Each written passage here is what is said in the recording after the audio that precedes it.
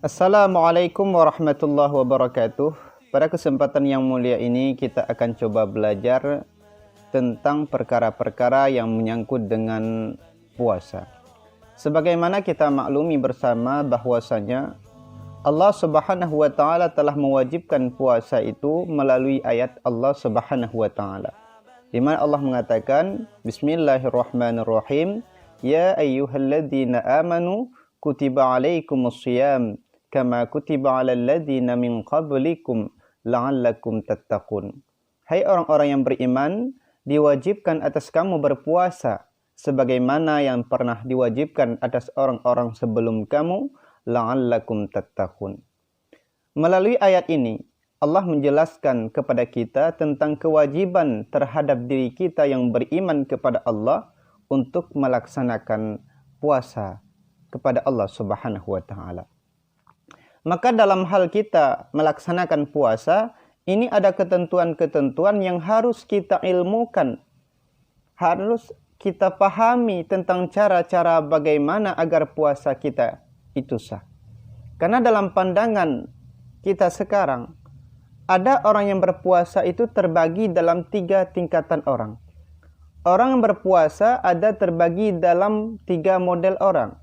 Yang pertama, ada orang yang berpuasa. Puasa ada tapi pahala tidak ada. Puasa ada tapi pahala tidak ada. Ini bagi orang-orang yang puasanya cukup syarat dan rukun, tapi dia tidak menjaga lisannya, tidak menjaga perkataannya daripada hal-hal yang dibenci oleh Allah Subhanahu wa taala. Sebagaimana kata Nabi sallallahu alaihi wasallam, kam min shaimin laisa lahu min siyamihi illal ju'u wal 'atsashu. Padumnala berapa banyak orang yang berpuasa yang mereka dapati dari puasanya cuma lapar dan dahaga. Inilah orangnya. Dia puasa tetap sah, cuma pahala puasa tidak ada. Kenapa tidak ada? Salah satu penyakitnya adalah adanya dia mengumpat, dia mencaci, dia menghina, tidak pernah menjaga mulutnya daripada kebaikan kepada Allah Subhanahu wa taala. Ada modal orang yang kedua. Modal orang yang kedua, puasa tidak sah juga tidak ada pahala. Ini bagi siapa? Bagi orang-orang yang tidak mengerti tentang syarat dan rukun serta hal-hal yang membatalkan puasa. Tidak ada ilmu tentang puasa. Maka bagi orang yang demikian, dia tidak akan mendapatkan pahala dan juga tidak mendapatkan puasa dalam pandangan Allah Subhanahu wa taala.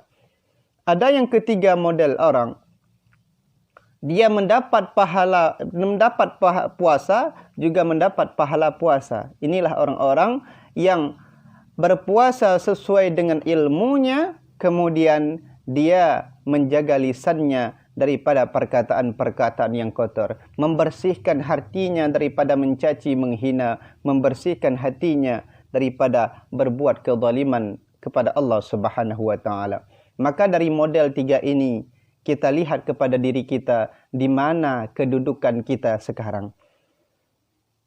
Bagaimana agar kita termasuk orang-orang yang dikira berpuasanya benar dalam pandangan Allah Subhanahu wa taala. Maka dalam hal ini ada syarat-syarat agar kita sah melaksanakan puasa kepada Allah Subhanahu wa taala. Dalam kita berpuasa, kita mesti tahu apa-apa saja yang menjadi syarat, apa-apa saja yang menjadi penyebab seseorang melaksanakan puasa kepada Allah Subhanahu wa taala. Yang pertama, ada 4 perkara yang menyebabkan seseorang wajib melaksanakan puasa. Syarat seseorang wajib melaksanakan puasa itu ada 4 sebab. Yang pertama disebabkan Islam. Dikarenakan orang itu beragama Islam, maka kewajiban di atas orang itu berpuasa. Maka keluar daripada kata-kata Islam orang kafir. Orang kafir walaupun dia berpuasa, tetap dikira dia bukan orang berpuasa. Yang kedua, baligh sampai masa umur. Baligh pada perempuan dan pada laki-laki. Baik balik itu disebabkan dengan datang bulan ataupun disebabkan dengan tahun pada perempuan, juga demikian pada laki-laki. Bila balik itu bisa jadi disebabkan karena inzal, bisa jadi dengan tahun. Berarti keluar daripada kata-kata balik anak-anak. Anak-anak tidak diwajibkan berpuasa. Cuma andaikan anak itu berpuasa, bagaimana? Apakah Allah berikan pahala terhadapnya? Maka Allah tetap memberikan pahala kepada anak tersebut, tapi pahala sunat. Adapun kita selaku orang tua yang mendidik anak, juga Allah berikan pahala.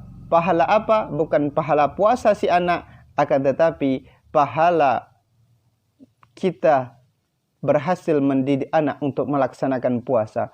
Pahala didikan anak. Maka puasa yang dilaksanakan oleh si anak tetap Allah berikan pahala kepada si anak tersebut.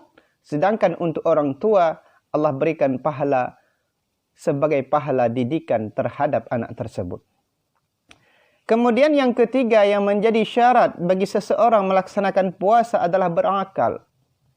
Keluar daripada kata-kata berakal adalah gila. Kalau seorang gila walaupun dia sudah melewati daripada umur balik 20 tahun, 30 tahun tetapi dia gila, maka kewajiban puasa di atasnya tidak ada. Maka tidak ada kewajiban puasa di atasnya. Dan yang keempat adalah kuasa di atas melaksanakan puasa. Sanggup dia melaksanakan puasa. Berarti di sini kita pahami kata-kata sanggup di sini, bagaimana kita tahu sanggup atau tidaknya? Bila seseorang sakit, untuk kita tahu orang itu sanggup untuk berpuasa ataupun tidak, di mana kita tahunya? Kita mesti tanya kepada para dokter. Kita mesti tanya kepada para medis. Ini merupakan jalan-jalan yang Allah berikan kepada diri kita. Maka bila 4 perkara ini sudah ada pada diri kita, maka kewajiban di atas orang itu untuk melaksanakan puasa. Sudah wajib orang itu melaksanakan puasa. Ketika orang itu sudah wajib melaksanakan puasa, maka perlu orang itu mengetahui tentang rukun atau fardu